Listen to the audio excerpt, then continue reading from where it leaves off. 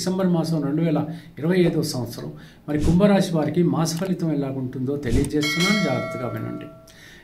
గృహంలో తీసుకుందాం. మొట్టమొదట గృహంలో కనుక పెద్దలు ఎవరైతే ఉన్నారో దీర్ఘకాలిక రోగులు ఉన్నట్టయితే వాళ్ళకి వైద్య సదుపాయం కలిగించినట్టయితే వాళ్ళు అందరినీ కూడా ఆశీర్వదించేటువంటి పరిస్థితిలో ఉంటారు. మీ పిల్లలు కూడా చక్కగా చదువుకుంటారు. వాళ్ళపైన విసుగుదించాల్సినటువంటి అవసరం ఎంత మాత్రము లేదు. భార్యాభర్తల మధ్య సఖ్యత అద్భుతంగా ఉంటుంది. ప్రేమ అభిమానం చోటు చేసుకుంటుంది. కాబట్టి తప్పకుండా గృహంలో ప్రశాంతమైనటువంటి వాతావరణం నెలకొని ఉంటుంది. అత్యాశకు మాత్రం పోవద్దు అనేటువంటి విషయం నేను చెప్తున్నాను. ఎందుకంటే అత్యాశకు పోయినట్టయితే ఒక రకమైనటువంటి నిరాశ ఎదురవుతుంది. జాగ్రత్తగా ఉండటానికి ప్రయత్నించండి. చలనచిత్ర రంగం అద్భుతంగా సాగుతుంది.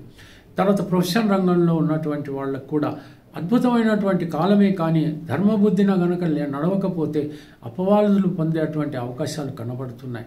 సాధ్యమైనంత వరకు మీకు వచ్చినటువంటి ఆర్థిక సౌలభ్యానికి తృప్తిపడి మీరు చేయాల్సినటువంటి పనులు ధర్మబద్ధంగా నెరవేర్చినట్టయితే మీకు వచ్చినటువంటి ఆపద ఎంత మాత్రమూ లేదు. దూర ప్రయాణాలు చేస్తున్నప్పుడు గాయాలు తగలకుండా మాత్రం చూసుకోండి. కళ్ళు జాగ్రత్త. ఇకపోతే తీర్థయాత్రలకు దేనికైనా వెళ్ళండి. ఉద్యోగమో వ్యాపారమో ఏదైనా సరే.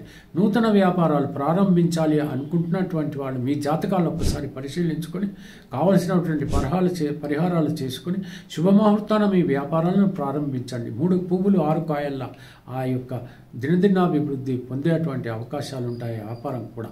తర్వాత పెళ్లి కానటువంటి వాళ్ళు సత్వరం మీరు ప్రయత్నాలు ప్రారంభించినట్టయితే మీకు కావలసినటువంటి సంబంధాలు దొరకటం, త్వరితగతిన వివాహాలు జరగడం కూడా జరుగుతుంది.